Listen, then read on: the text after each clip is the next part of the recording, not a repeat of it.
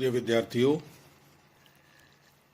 आज अपन प्राचीन भारतीय इतिहास के स्रोत इस पाठ का एक खंड पूरा करेंगे। पहला प्रश्न तो ये है कि स्रोत क्या होते हैं। इतिहास एक ऐसा विषय है जिसे हम बिना तथ्यों के, बिना प्रमाणों के, बिना साक्ष्यों के पढ़ नहीं सकते। और हमारे इतिहास की घटनाओं का कालानुक्रम, इतिहास की घटनाओं की सच्चाई, इतिहास की घटनाओं की प्रामाणिकता, यह सभी इन स्रोतों से तय होती है। हम कहानियों को इतिहास नहीं मानते। हम इतिहास उसी को मानते हैं जिसकी रचना प्रमाणों से, साक्ष्यों से, तथ्यों से और ऐसी सभी चीजों से होती है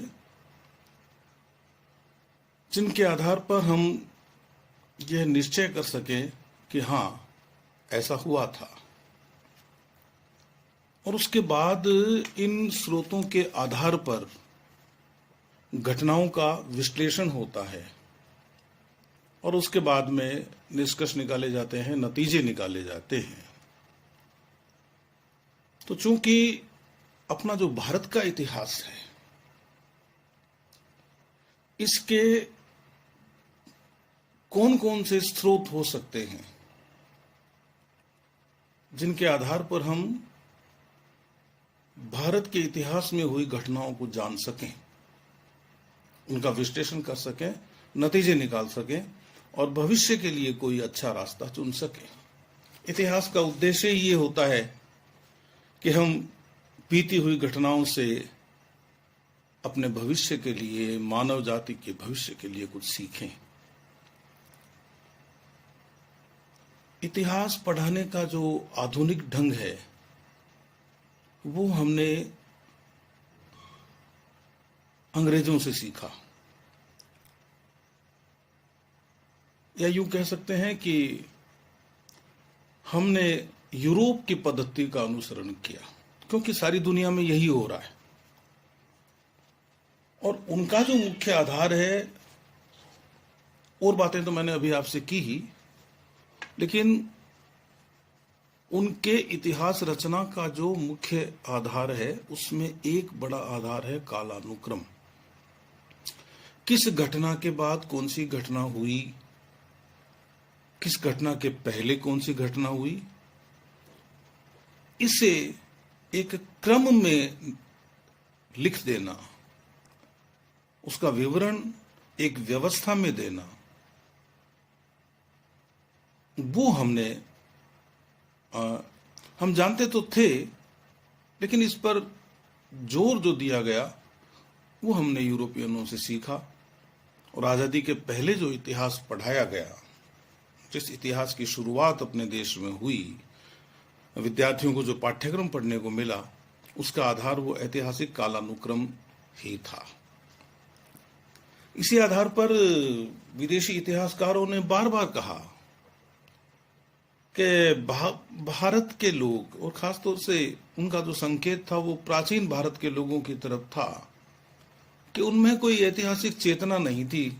और उन्होंने अपने इस बात का आधार, विदेशी इतिहासकारों ने खासतौर से इसी बात को बनाया कि साहब कहीं कोई कालानुक्रम देखने को नहीं मिलता। ठीक है, हमारा जो भारतीय इतिहास है, हो सकता है कि उसमें कालानुक्रम की न्यूनता रही हो, लेकिन अब वर्तमान में इतिहास की व्याख्याएं जो की जा रही हैं, उसमें यूरोपीय इतिहासकारों ने स्वयं ने कालानुक्रम की बहुत बार उपेक्षा की है। और वे कहने लगे हैं कि इतिहास तो समाज का इतिहास है, संस्कृति का इतिहास है, लोग कैसे रहते थे, वो क्या सोचते थे, उनका जीवन दर्शन क्या था, इन बातों पर वो इतिहास की रचना करते हैं। और हमारा इतिहास तो हमारे, चाहे आप पुराणों को देख लें, हमारे इतिवृत्तों को देख लें, जो आख्यायिकाएं लिखी गई हैं उनको देख लें, धर्मशास्त्र को देख लें, अर्थशास्त्र को देख लें, नीति शास्त्र को देख लें, हमारा दृष्टिकोण तो आध्यात्मिक रहा है। और पूरी दुनिया अब इतिहास के आध्यात्मिक दृष्टिकोण की ओर बढ़ेगी, यह तय है। इसीलिए मैं ये कहता हूं कि चाहे मेगास्थनीज ने लिखा हो, अल-बेरूनी ने लिखा हो, या अंग्रेजों ने लिखा हो कि भारतीयों की इतिहास चेतना कम थी, उन्हें हमारे बारे में इतना पता कैसे चला? हमारे देश में तो इतिहास को पंचम वेद कहा गया है, 4 वेदों के बाद 5वां वेद।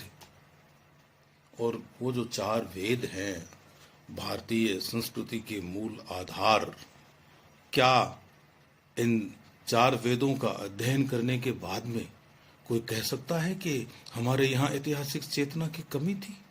खैर, वो जो कहते हैं वो कहें, लेकिन हमने इतिहास को बड़े ही आत्मीय भाव से पढ़ा है, आत्मीयता से पढ़ा है उसको। और उसमें यदि कहीं कोई कालानुक्रम की चूक हो गई है, अपने समय में वो लोग इसे बहुत ज्यादा जरूरी नहीं समझते होंगे, लेकिन आज की दृष्टि में यदि हम इसे चूक माने तो भारतीय इतिहास चेतना की उपेक्षा नहीं की जा सकती। फिर भी प्राचीन भारत के इतिहास का अध्ययन हम 3 भागों में करते हैं। पहला भाग तो है पुरातात्विक स्रोत, जो चीजें हमें खुदाई में मिल गई हैं उनके आधार पर हम इतिहास की रचना करते हैं, वो पुरातत्व की सामग्री है। और दूसरा है साहित्यिक स्रोत, जिसमें अभी मैंने आपसे वेदों की बात की, वो हमारे सबसे पुराने आधार हैं। और अब तो संयुक्त राष्ट्र संघ ने भी मान लिया है कि ऋग्वेद है वो दुनिया का सबसे प्राचीन ग्रंथ है। भले ही प्रारंभ में उसे लोगों ने सुनकर याद किया होगा, लेकिन बाद में तो वो लिखे हुए रूप में आ गया और आज पूरी दुनिया के सामने है। और तीसरा विवरण, हालांकि वो दूसरा विवरण और तीसरा विवरण, ये दोनों ही विवरण साहित्यिक हैं, लेकिन फिर भी हमने इनका विभाजन कर लिया अध्ययन की सुविधा से। पहला, भारतीय इतिहास को, प्राचीन भारत के इतिहास को जानने का जो स्रोत है नंबर 1, वो है पुरातात्विक स्रोत। दूसरा है साहित्यिक स्रोत, और तीसरा भाग है तो वो साहित्यिक स्रोत ही, लेकिन हमने उससे थोड़ा अलग कर दिया अध्ययन की सुविधा के लिए। वो विदेशी यात्रियों का या विदेशी लेखकों का